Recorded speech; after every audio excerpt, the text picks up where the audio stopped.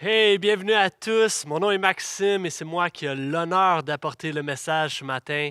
D'abord et avant tout, publiquement, j'aimerais juste remercier Pasteur Gaétan pour ton leadership, ton intégrité, ton authenticité et aussi cette opportunité de me laisser prêcher en cette journée si importante. Effectivement, c'est une journée importante, messieurs. Si tu ne le sais pas, tu viens juste de comprendre pourquoi ton épouse fait peut-être la baboune depuis ce matin.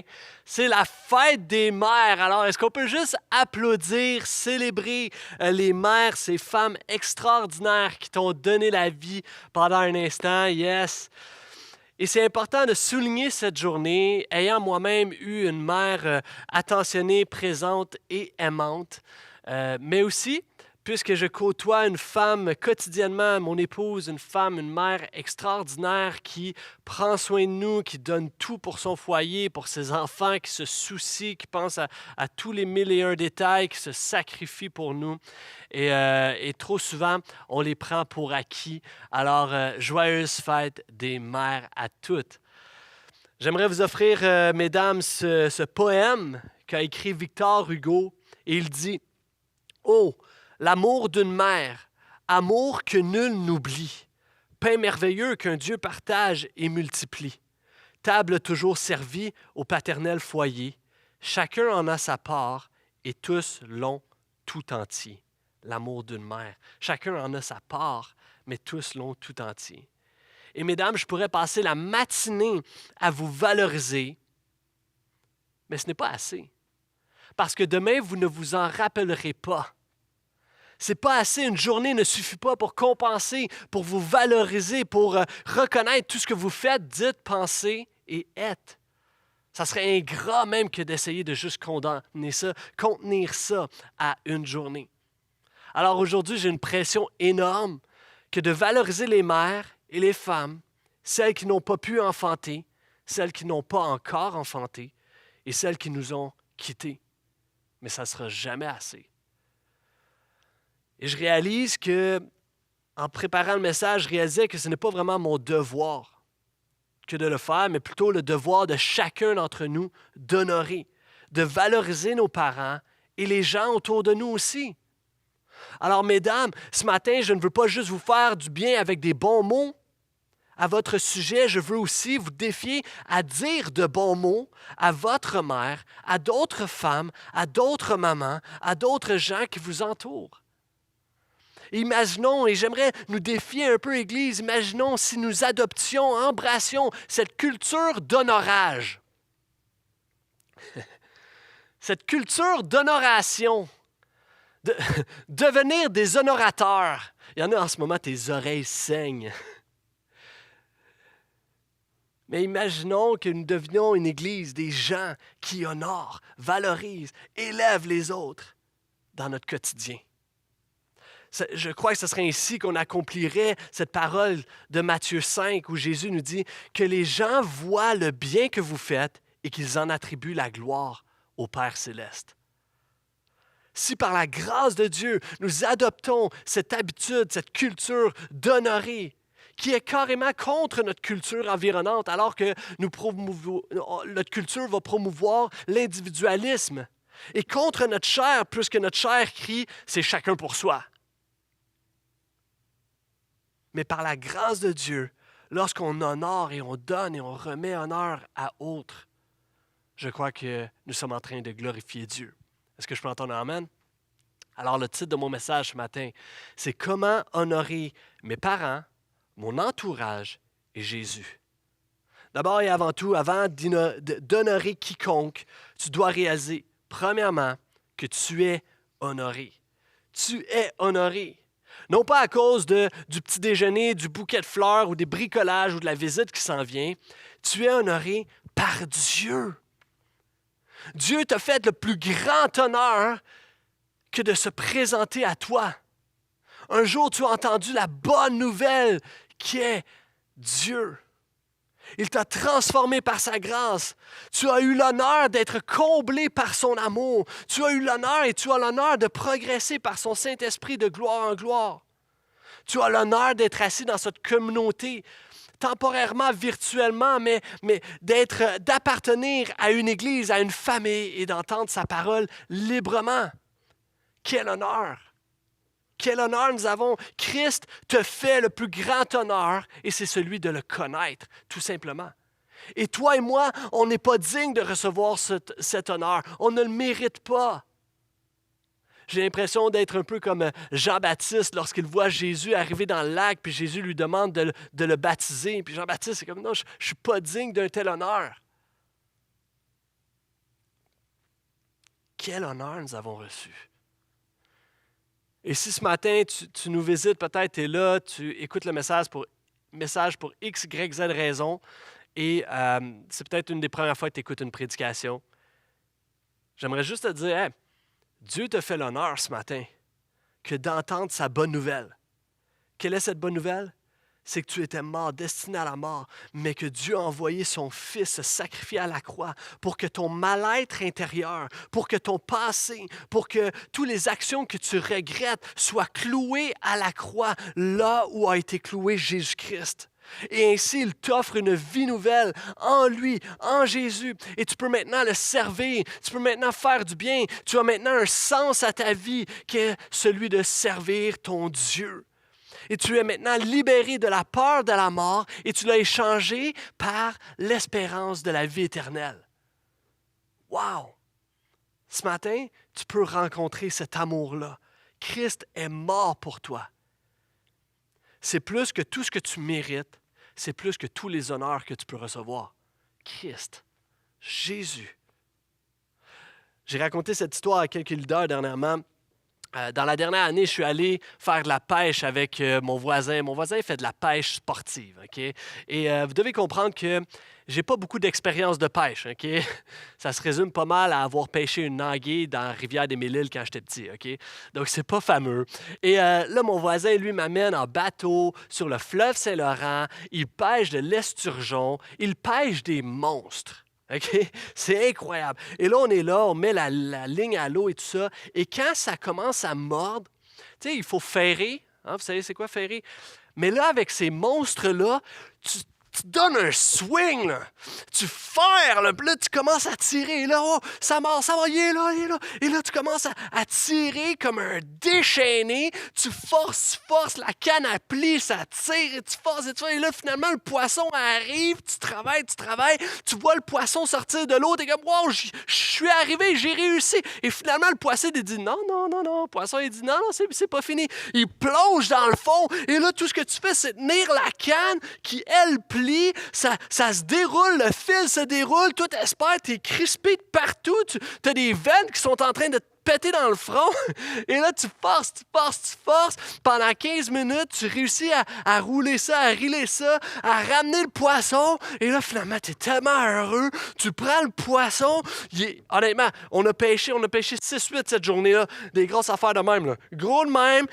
45 livres sur toi. Let's go. Tu le prends à 2 mains de même. Là. Let's go. Tu prends la photo. T'es tout croche. Wow! Expérience de malade. Il sait que je suis chrétien, donc il se dit, wow, lui, il est béni, je veux qu'il revienne avec moi. Et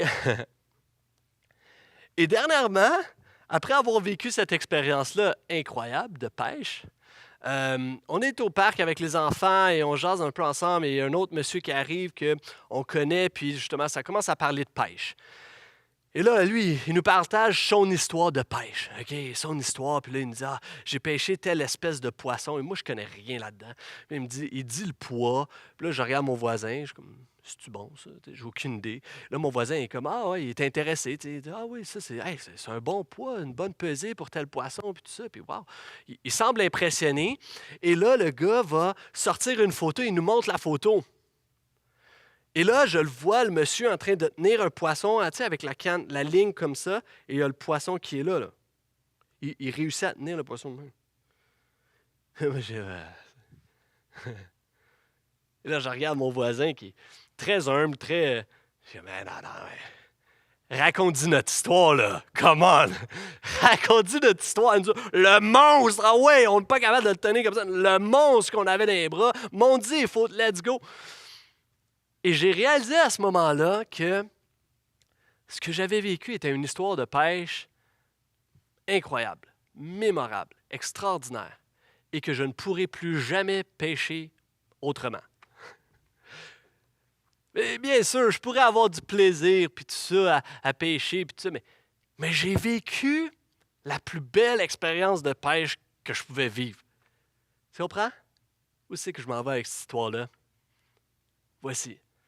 Un coup que tu as rencontré l'amour de Dieu, un coup que tu as reçu sa grâce, un coup qu'il t'a sauvé, arraché de la mort, arraché de l'enfer, arraché de ton mal, alors qu'il te donne la vie, tu es impacté par la vie. Tu en as plein les bras, tu en as plein les bras de son amour, de sa grâce, de sa paix, de sa joie, même dans des circonstances incroyables. Tu as plein les bras. Tu ne peux plus vivre autrement que d'être reconnaissant pour l'amour que Dieu a pour toi.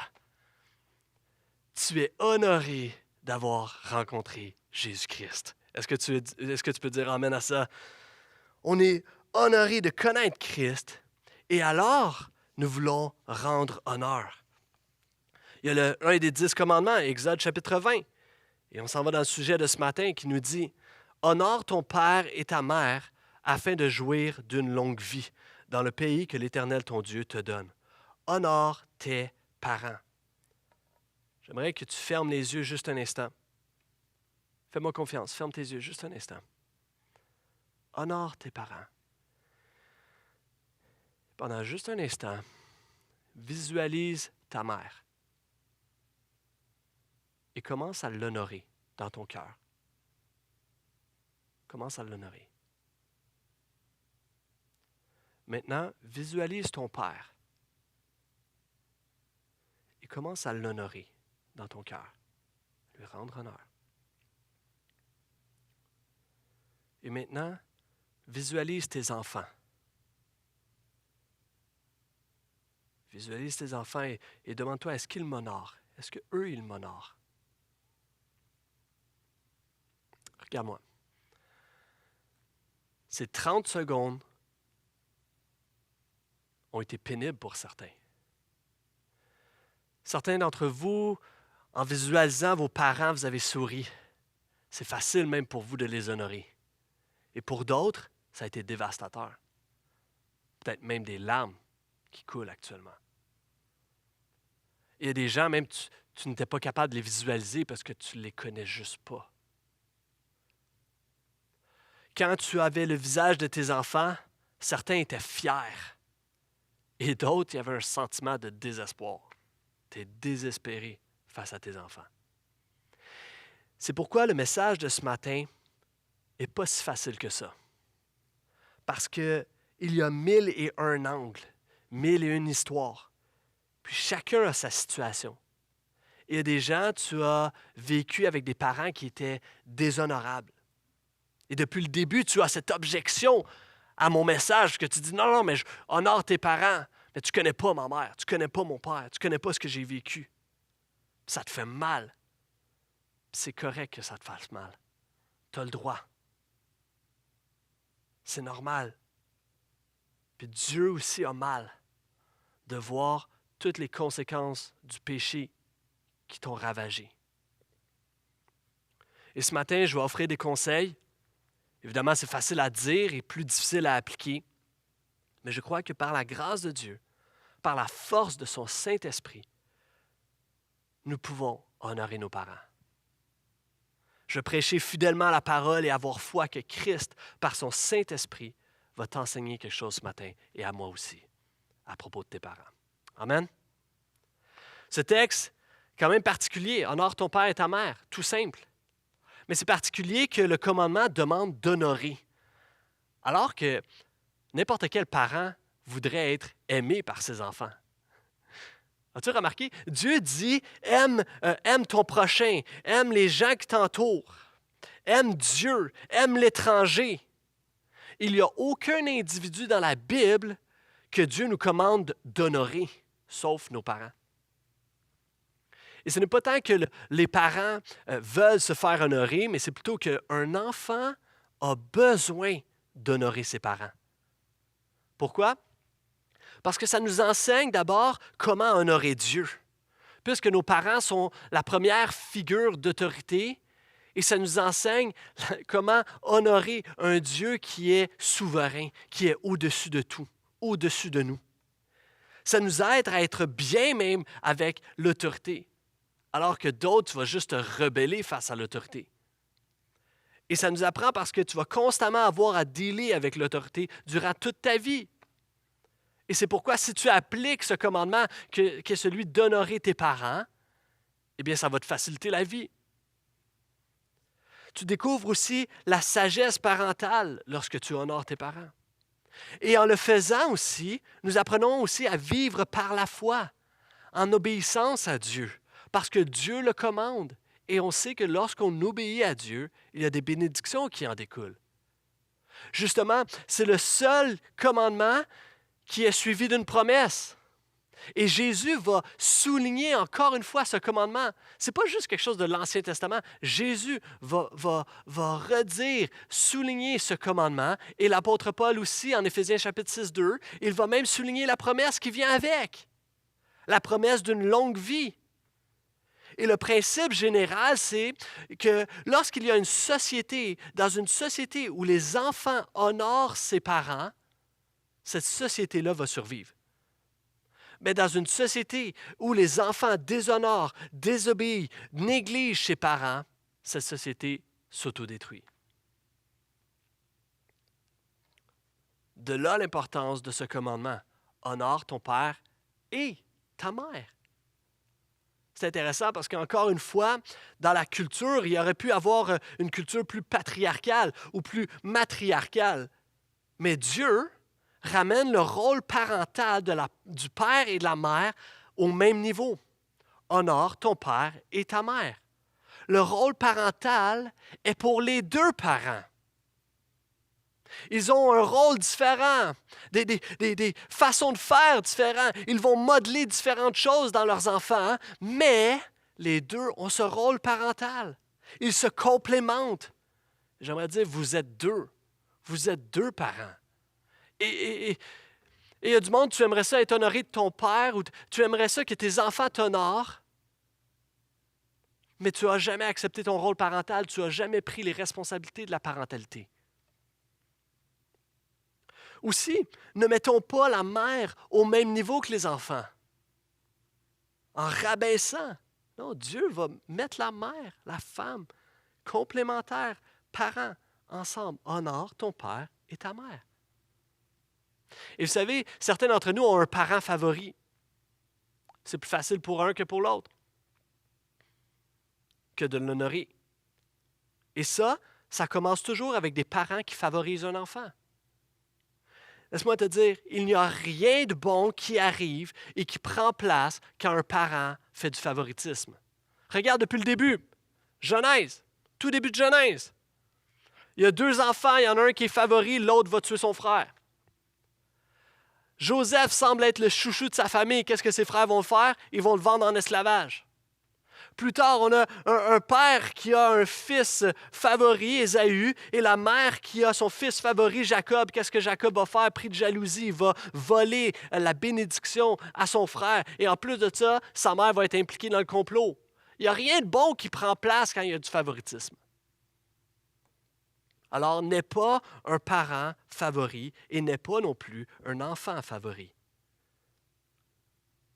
Honore ton père et ta mère. Les deux sont appelés à être honorés.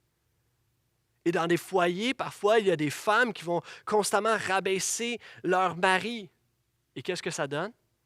Ça donne des enfants qui rabaissent durant toute leur vie leur père ou toute forme de leadership. Dans d'autres cas, on voit des hommes qui s'imposent sur la mère, imposent leur autorité et même au lieu d'être un leader serviteur, ils deviennent un joug sur eux. Qu'est-ce que ça donne? Est-ce que ça donne des enfants qui vont honorer leur père et leur mère? Non, ça donne des enfants qui vont écraser leur mère parce qu'ils ont toujours vu papa faire comme ça.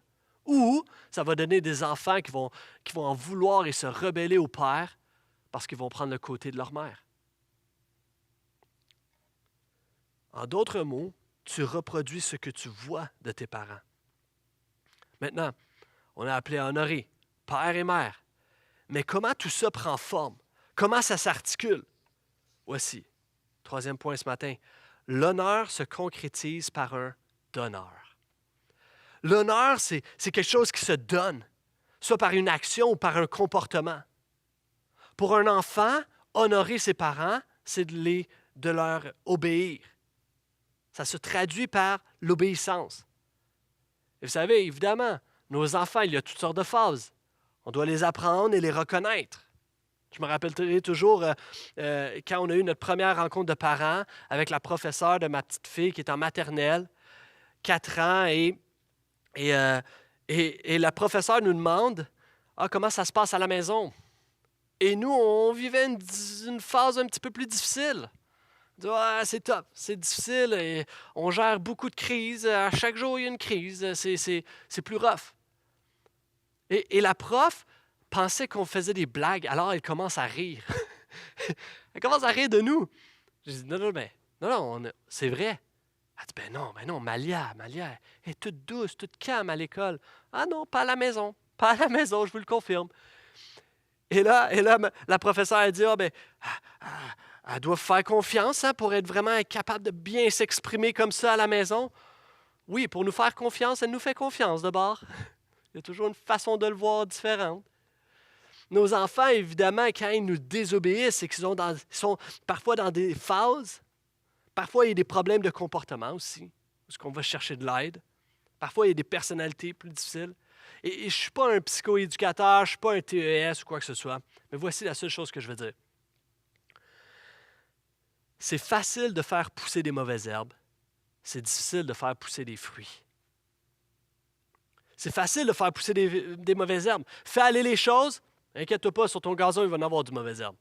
Ils vont trouver le moyen de grandir, puis ça va être là. C'est difficile de faire pousser des fruits, par contre.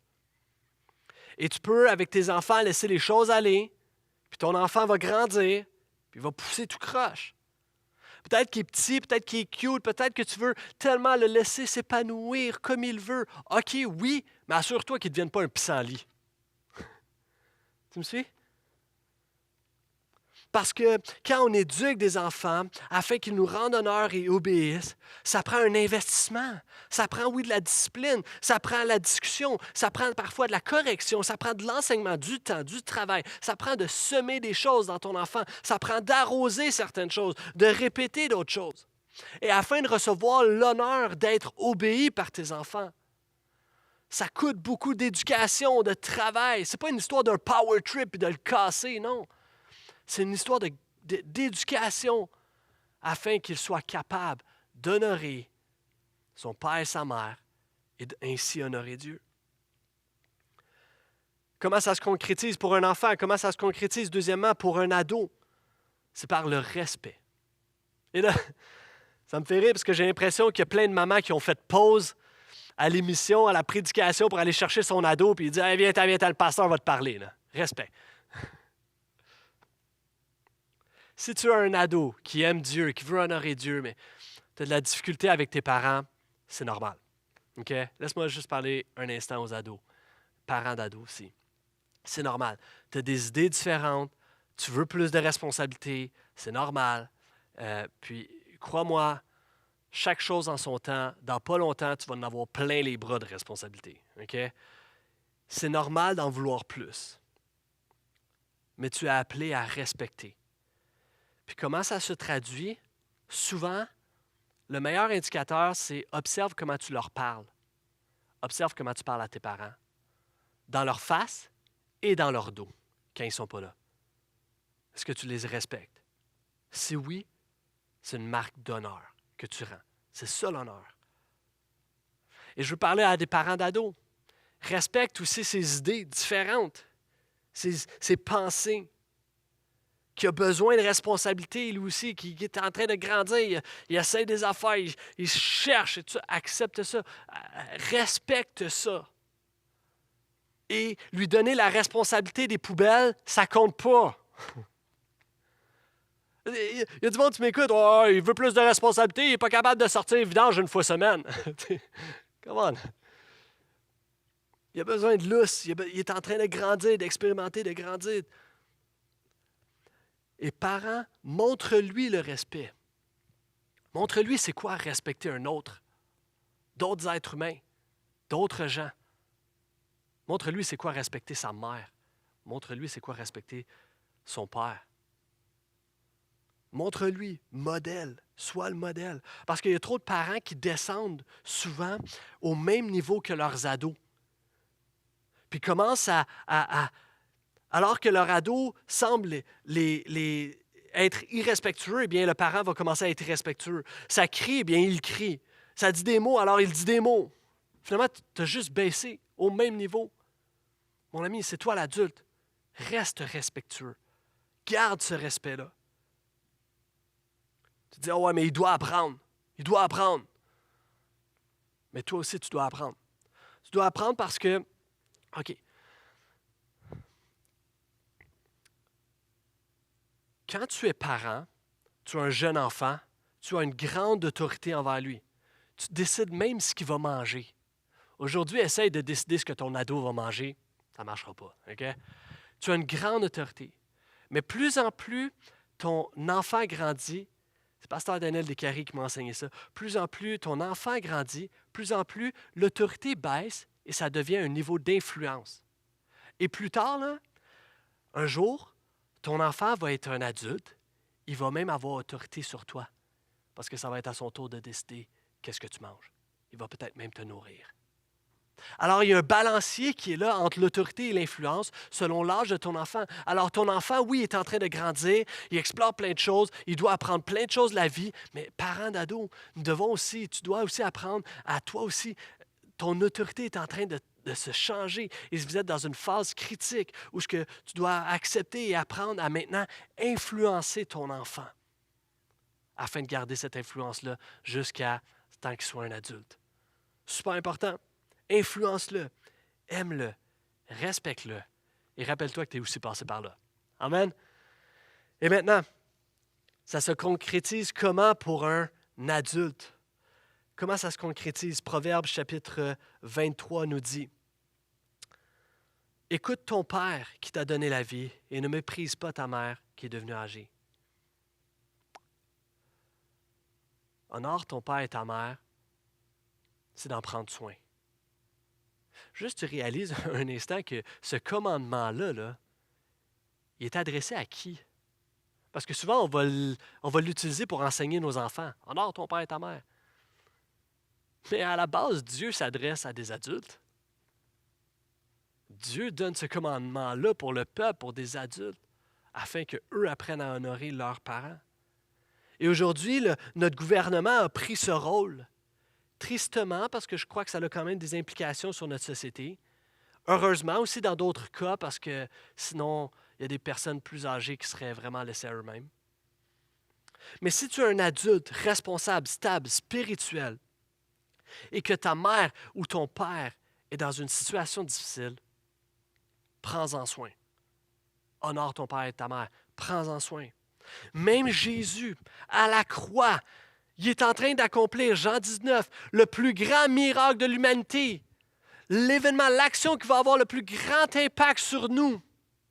Et à la croix, il va dire cette parole extraordinaire dont tout est accompli. Père, pardonne-leur car ils ne savent pas ce qu'ils font. Mais quelle est l'une de ces paroles? Il va s'adresser à un cher disciple bien-aimé, puis il va lui dire, prends soin de ma mère. Prends-en soin. Et pour certaines personnes en ce moment, c'est peut-être plus difficile que d'honorer tes parents. Tu les aimes, mais la distance physique a comme créé une distance dans votre relation. Tu les aimes, mais tu es en désaccord sur tellement de points avec eux qu'on dirait que quand vous vous parlez, il n'y a rien qui clique. Tu les aimes, mais tu es fatigué, tu es juste épuisé, tu n'as pas l'énergie à investir dans cette relation-là. Tu les aimes, mais tu ne comprends pas leur divorce. Pourquoi? Après tant d'années, pourquoi ils font ça? Tu les aimes, mais j'aimerais, sans minimiser tout ce que tu vis, j'aimerais juste te proposer de prier. Commence à prier pour tes parents. Commence à prier pour eux. Je crois que Dieu veut changer et peut changer ta perspective. Commence à lire la Bible. Va lire les Proverbes. Va lire les Proverbes. Honore-les, prends-en soin. Appelle-les, visite-les, écris-leur. Prends le temps de leur parler. Même des détails insignifiants. Tes parents aiment ça, entendre tes détails insignifiants sur ta vie. Ils ont le temps. Prends-le temps avec eux.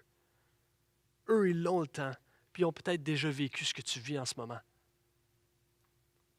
Prends le temps avec eux. Appelle-les, prends le temps. Donne un cadeau. Tu sais, gâter nos parents, ça coûte pas cher, hein? Ça coûte pas cher. Ça coûte juste beaucoup d'amour. La preuve, c'est que si tu regardes la boîte de souvenirs que tu as de tes enfants, la valeur de cette boîte est probablement de 2,35 $. 2,35 $ de papier, de crayon, de coups de ciseaux, de colle, de brillants. Mais pourtant, cette boîte-là a une valeur inestimable. Parce que ça vient de tes enfants. Moi, ce bout de papier-là, je l'ai reçu de mon fils. C'est écrit « Mon papa est mon super-héros ». Il a même été brisé, on l'a tapé. Je ne l'ai pas jeté. Je l'ai gardé. Parce que ça a une valeur, une grande valeur. Gâter nos parents, ça se fait, ça ne coûte pas cher. Aime, prends soin. Une maman prend toujours soin de nous, mais elle a aussi besoin d'être prise en soin. Prends-en soin. OK? Pour un adulte, ça se concrétise comment d'honorer ses parents. Premièrement, prends-en soin. Deuxièmement, remercie. Trouve des occasions pour remercier tes parents. D'abord, l'occasion numéro 1, ils t'ont donné la naissance. Ta mère t'a donné la vie. Elle t'a fait naître. Et on m'a comme informé que c'était quand même assez éprouvant de donner naissance. OK? Ça a été quelque chose de douloureux. Remercie tes parents pour ça. Remercie tes parents pour la vie. Il y a plusieurs enfants qui ne voient même pas le jour. Remercie les enfants, remercie tes parents pour la vie que tu as. Et peut-être il y a des gens, tu te dis, mais pourquoi j'ai eu ces parents-là? Pourquoi j'ai eu les parents que j'ai eus? Et c'est probablement un cri de douleur, puis je ne veux pas minimiser ce que tu vis, mais laisse-moi y répondre d'une manière peut-être un peu simpliste, mais en même temps tellement vraie. Tu as eu ces parents que tu as eus parce que sinon tu ne serais pas en vie. C'est si simple. Mais je veux juste te dire que Dieu te voulait.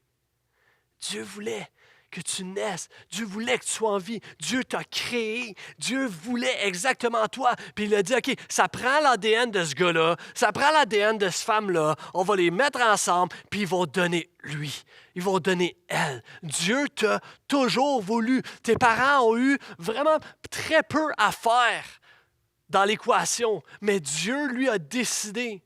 Il y a bien des gens qui ont des relations sexuelles et que ça ne donne pas d'enfants. Il y a bien des femmes qui, malheureusement et tristement, perdent leur enfant, n'arrivent pas à le mettre à terme.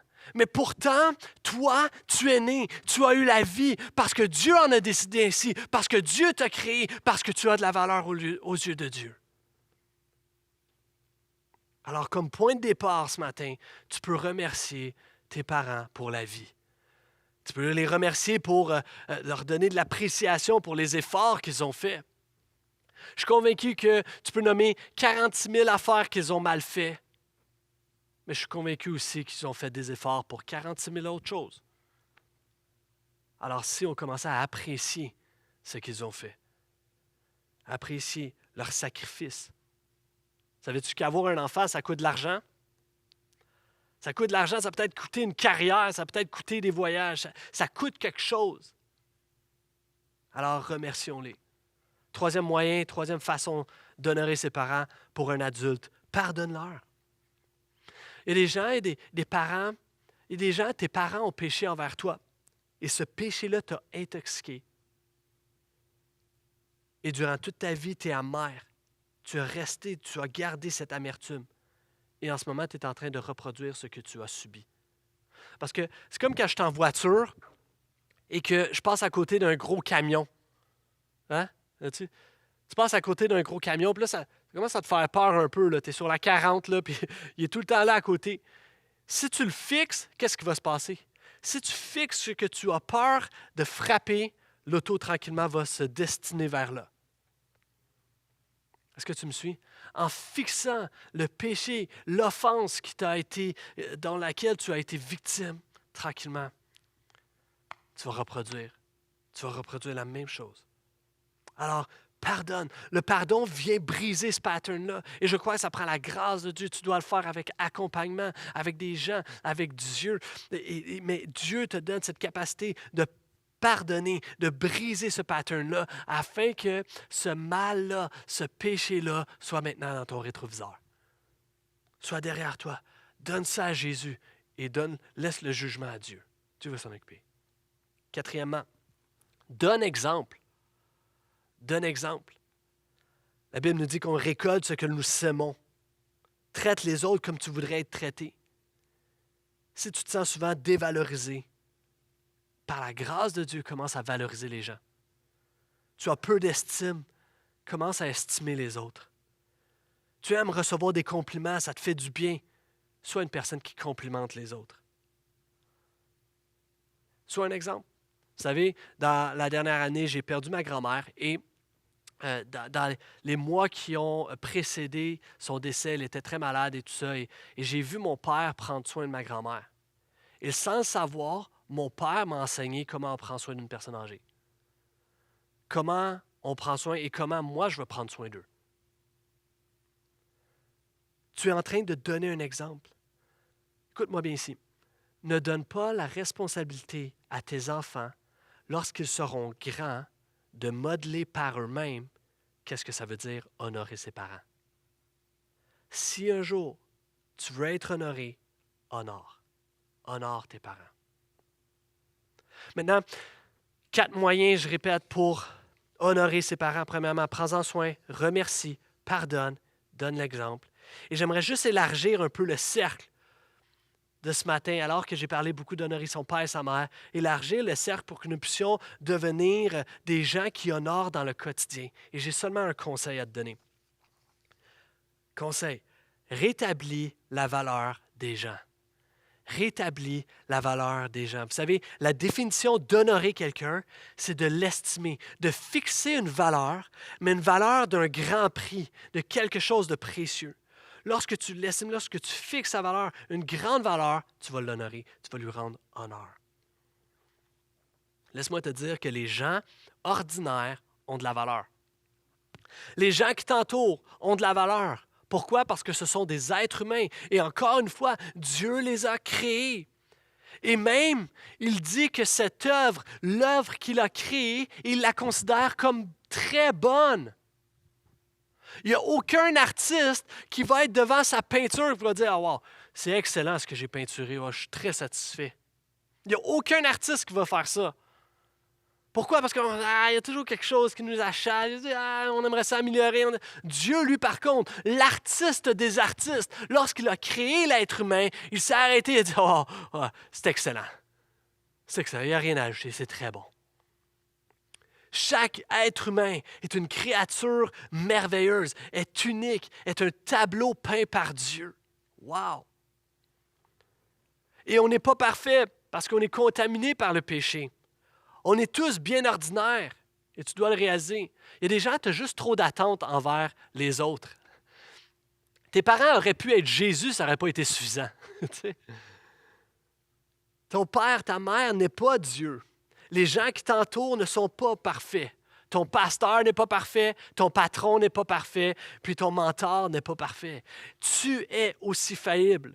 Tes parents sont faillibles. Leurs parents ont failli. Et si tu as des enfants, ils le seront aussi, parce que tu es en train de créer toutes sortes de choses en eux, sans le vouloir. Ce que j'essaie de dire, c'est qu'une maman ordinaire est extraordinaire.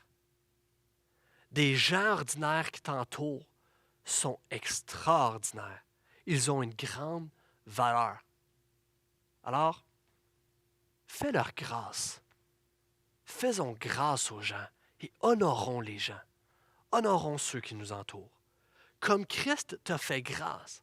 Et en espérant que lorsque tu fais grâce et aimes les autres, tu espères que cet amour que tu démontres fasse écho à l'amour que Dieu a eu pour toi d'abord et avant tout.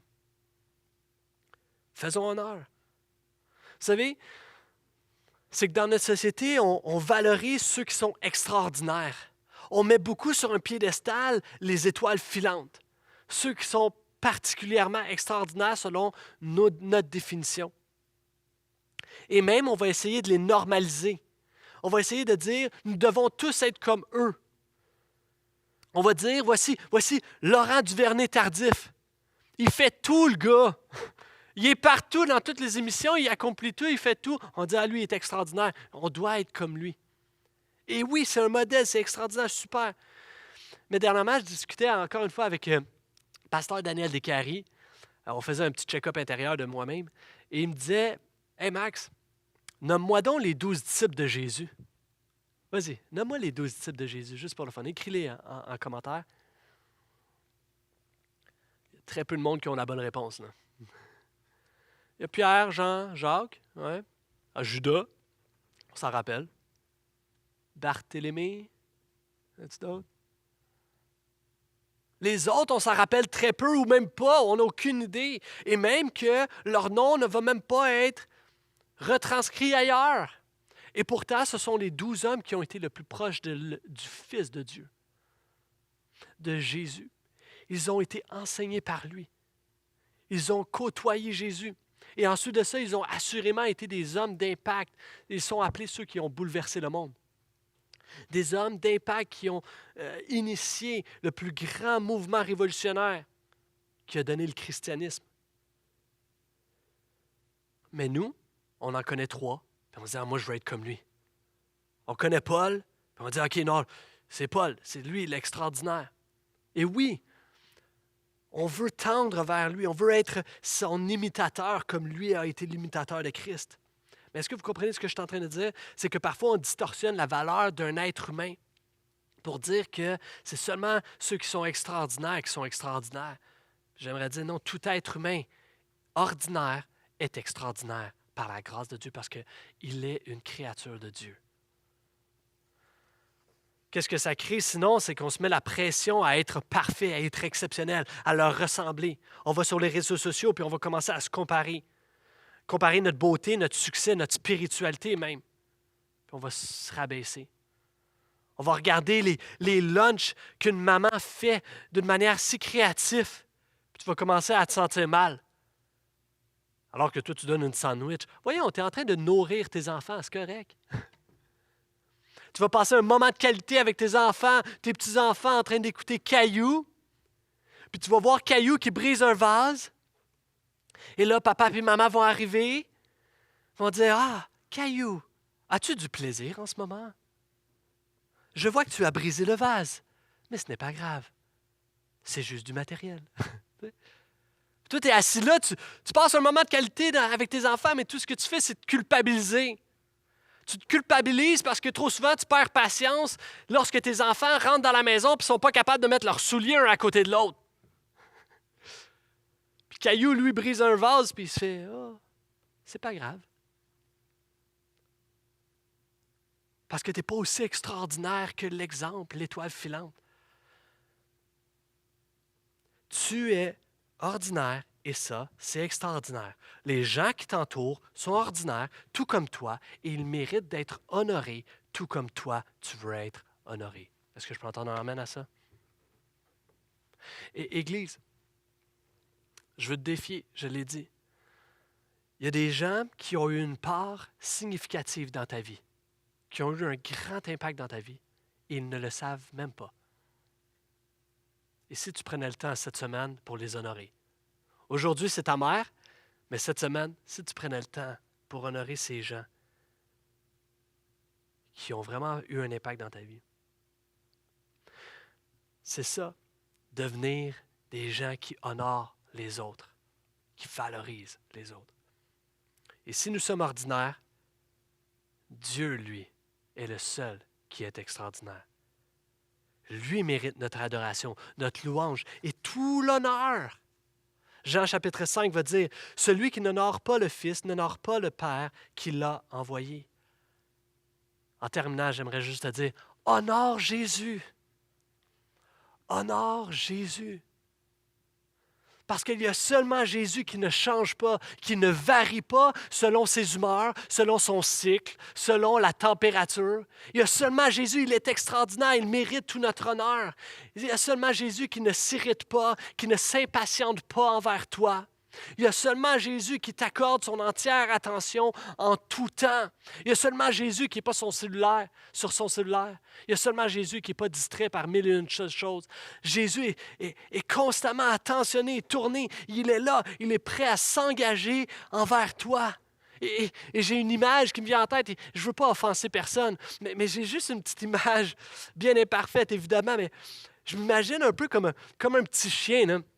Un petit chien qui est devant sa laisse, puis qui est là, il tournaille autour de sa laisse. Il a juste hâte que son maître prenne la laisse pour marcher avec lui, pour prendre du temps avec lui. Et j'imagine un peu Jésus comme ça, assis ce matin à côté de toi, en toi, et qui a juste hâte que tu prennes du temps avec lui dans ton quotidien, que tu prennes du temps avec lui, que tu prennes une marche avec lui, que tu lises sa parole afin qu'il puisse se déverser en toi. J'imagine Jésus qui dit juste « Hey, je veux te bénir, viens vers moi, let's go, on fait ça ensemble. » Honore Jésus.